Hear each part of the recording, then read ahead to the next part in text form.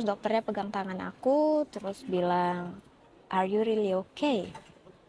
Dan ketika ada orang nanya, "Apakah kamu baik-baik aja?"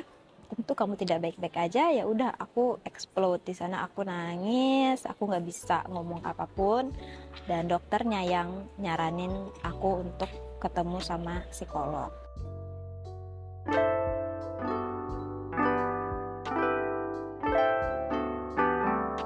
Halo everyone, welcome to 2024. Pada saat video ini dibuat Januari 2024, baru aja tahun baru.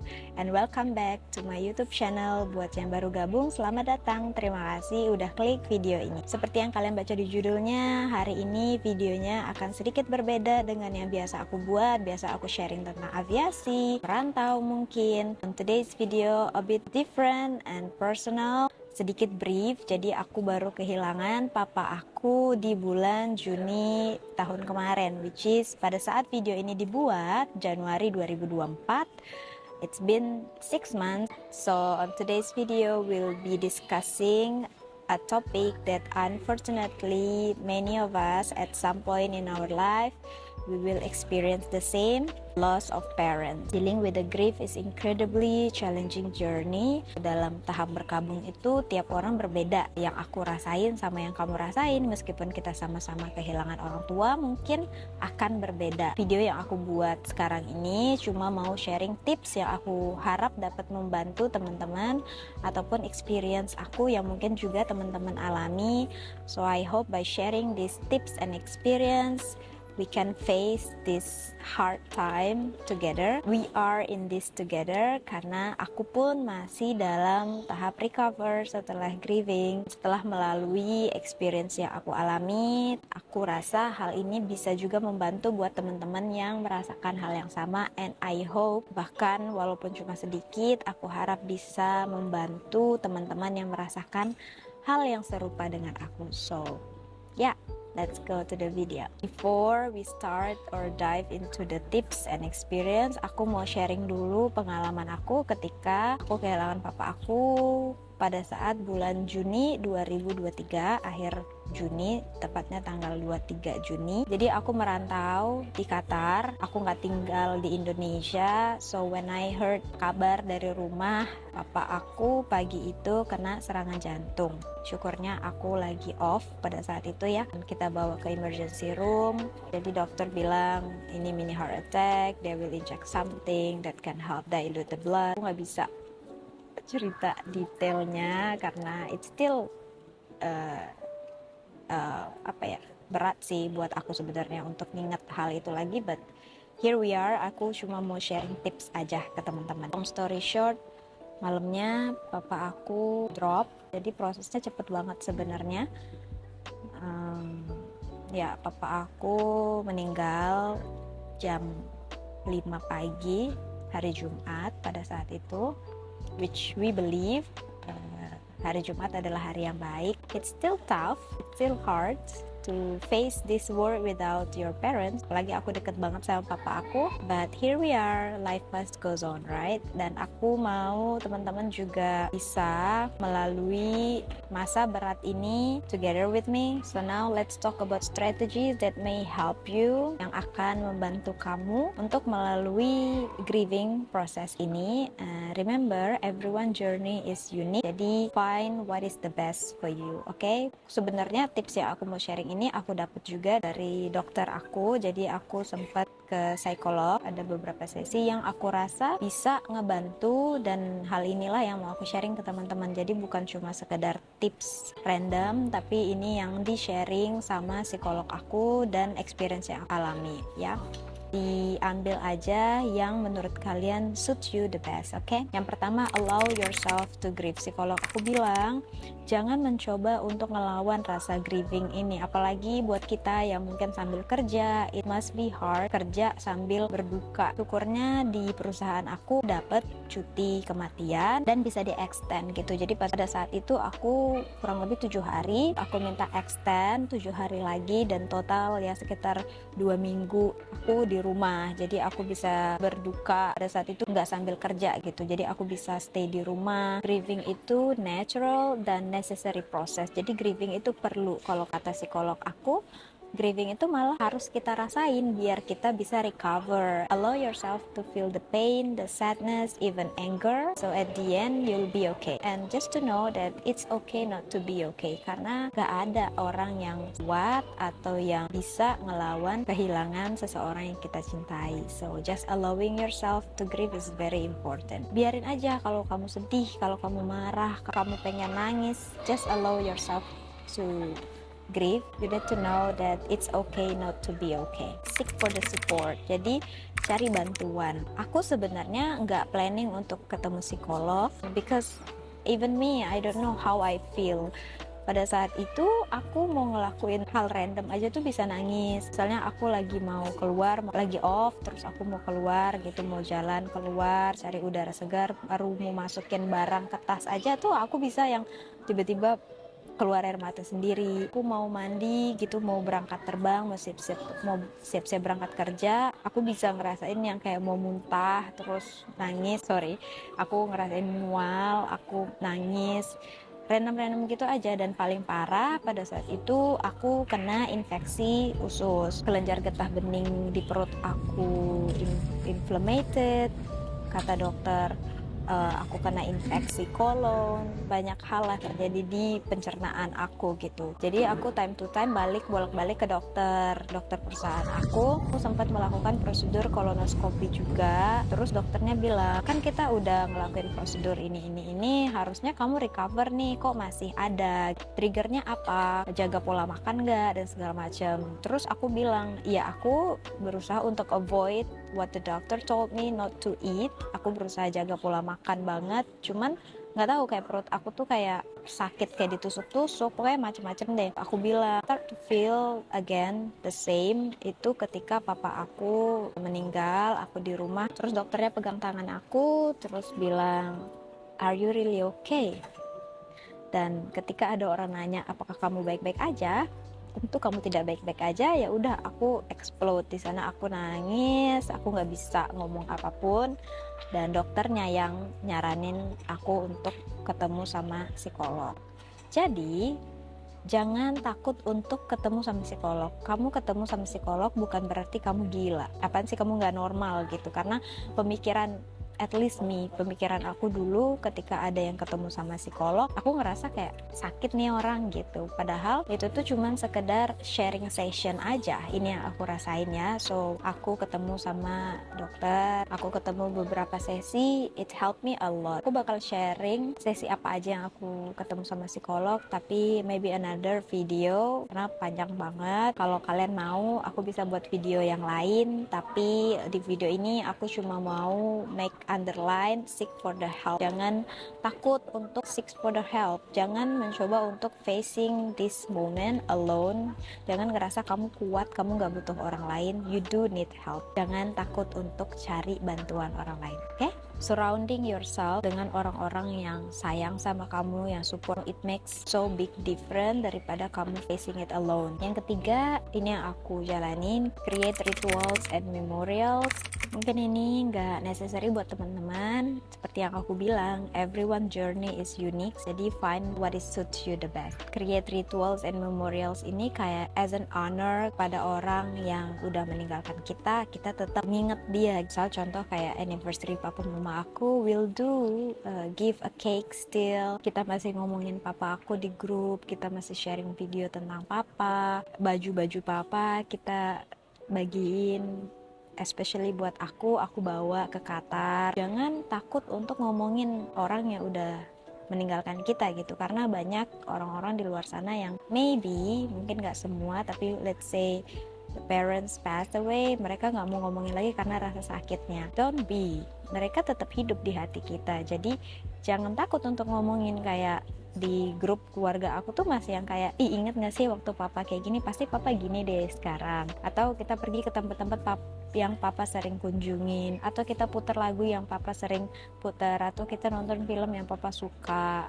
papa aku tuh bucin banget sama mama aku, so at the other way, untuk membahagiakan papa ya udah kita lebih pay attention to mama sekarang, karena kayak kita jadiin diri kita sebagai papa untuk mama sekarang. Hal-hal kayak gitulah, pasti kalian punya ritual dan memorial kalian sendiri di keluarga kalian, so go ahead, jangan takut untuk keep remembering them. Kirim doa pasti ya, ritual ini kayak ya pasti kita buat yasin, dibaca yasinnya, sampaikan kepada beliau, hal-hal kayak gitulah. Oke, yang keempat, express your feeling. Ini sebenarnya bagian dari sesi psikolog aku. Express your feeling by journaling, mungkin art or talking, or kayak sekarang yang aku buat di video ke teman-teman. Sometimes dengan kita ngeluarin emotions kita ya, sometimes dengan kita express our feeling, kita feels better loh. Kayak aku lebih mungkin ke pasangan aku ya, aku sharing feeling aku ke pasangan aku, kayak dulu kalau misalnya masih ada papa nih, pasti papa kayak gini, aku sedih banget deh, aku kangen papa deh, hari ini aku mimpiin papa, aku pengen deh ngobrol sama papa. Ya diomongin aja apapun yang kamu rasain. Kalau sometimes kru aku yang terbang bareng aku yang ngerasain hal yang sama, kita sharing papa kita tuh gimana, papa aku tipe yang seperti ini. Pokoknya express aja perasaan yang kamu punya, jangan takut untuk sharing perasaan kita. Let's say papa aku udah nggak ada, bukan berarti papa aku hilang gitu aja gitu. Mungkin fisiknya nggak ada, tapi I believe he's still around me. Papa aku ada di hati aku. Jadi aku nggak mau menghilangkan memori itu. Jadi aku tetap ngomongin papa ke orang-orang terdekat aku. Anggap kalau papa itu ada loh di sekitar kita. Yang kelima, ini sebenarnya nggak kalah penting dari seek for the help yang aku bilang, atau allowing yourself to grieve. Take care of yourself. Dan ini sebenarnya sedih banget ya aku sharing, karena kebanyakan, bukan cuma aku kan, teman-teman aku juga ada yang merasakan hal yang serupa, orang-orang yang aku kenal pasti. Karena kita terlalu sedih, memang kita harus allowing ourselves to grieve. Tapi di satu sisi, don't forget to take care of yourself. Papa aku pasti sedih juga ngelihat aku nggak makan misalnya, sakit-sakitan karena stres banget, sakit-sakitan karena berdukanya terlalu dalam. Dan I feel the first weeks ketika papa aku nggak ada, ya aku nggak bisa lanjutin hidup lagi. Aku mikir kayak udahlah, aku jadi nggak ada motivasi untuk hidup lagi. Semua planning, karena kan pasti ada planning ya, aku punya planning sama papa yang tidak tercapai, jadi kayak stuck di situ. Terus aku mikir kayak aku nggak mau lagi, terus buat apa dong aku ngelakuin ini, toh ujung-ujungnya nggak ada papa. Mimpi-mimpi aku ke depannya tuh jadi yang kayak nggak pengen aku wujudin karena toh nggak ada papa gitu, papa juga nggak lihat. Atau terakhir video yang papa kirim sebenarnya waktu papa di emergency room adalah papa aku bilang, papa bangga banget deh, mau kelarin skripsinya, mau wisuda sebentar lagi. But then dengan balik lagi dengan sesi psikolog aku, banyak banget hal yang menurut aku dokter aku kasih ke aku yang buat aku strong. Kayak sekarang aku bisa sharing ke teman-teman, aku bisa senyum sharingnya. Sebelum aku ada sesi psikolog, nggak tahu deh, aku mual tiap hari, nausea, aku nangis, lagi terbang pun nggak safe aku rasa, karena aku blank aja gitu. Setiap aku nyampe di negara mana aku layover, aku nggak mau keluar, aku nangis, aku diem di kamar aja terus nangis, hal kayak gitu. Sekarang aku take care of myself, look at me, my new hair. Aku feels better, dan aku rasa nggak seharusnya aku hukum diri aku kayak gitu, karena kalau ada papa pun, papa pasti sedih ngelihat aku kayak gitu. So I'm getting better because of him. Buat papa juga, aku mau papa bangga sama aku dengan pencapaian aku. So you gotta take care of yourself. Jangan sampai grieving ini buat kamu gak peduli sama diri kamu. Pasti berduka itu kayak ombak kalau kata dokter aku. Kadang tuh ombaknya kecil dan kamu bisa jalan aja, tapi sometimes the wave is so strong dan kamu bakal tergulung sama ombak. Ya itu kayak emosi kita pasti kadang dari setime, kayak sekarang aku baik-baik aja, beberapa hari yang lalu aku lagi nangis abis-abisan karena habis mimpiin papa. Kayak naik turun aja emosinya. Ini berat, tapi kamu masih ada orang-orang di sekitar kamu yang sayang sama kamu. Liatin ke mereka juga kamu sayang sama mereka. Nah, selanjutnya adalah celebrate their life. Kayak aku bilang tadi, sebenarnya sama aja. Ketika papa ulang tahun, kita bakal tetap mungkin kita bakal keluar makan keluarga. Karena aku nggak di rumah, jadi biasanya aku cuma kirim kue aja ke rumah. Tapi mungkin orang rumah aku masih akan sama untuk makan malam bareng ketika papa ulang tahun. Kayak aku bilang, ketika papa mama aku anniversary, kita selalu kasih kado ke papa mama, dan hal itu akan terus kita lakukan biar tidak melupakan papa aku, karena papa masih terus hidup di hati kita gitu. Dan aku harap teman-teman juga merasakan hal yang sama. Yang terakhir, the last but not the least, connect with others who understand. Mungkin teman-teman yang ngerasain hal yang sama kamu, mungkin kayak aku bilang psikolog. Sebenarnya dari semua poin yang aku mention, dampak yang paling besar putusan aku untuk ketemu sama si psikolog aku change my life so much. As I told you since the beginning, grieving, setiap orang itu unik. There is no right or wrong the way you handle the situation. Gak ada yang salah, gak ada yang benar dengan cara kamu handle, karena setiap orang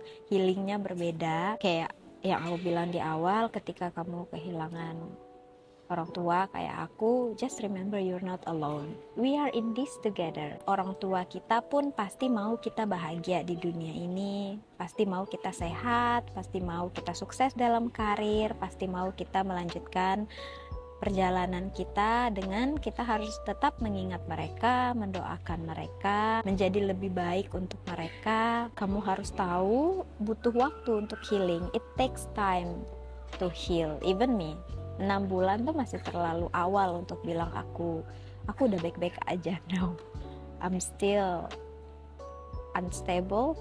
Aku masih sering suka nangis, bangun-bangun nangis karena habis mimpiin papa.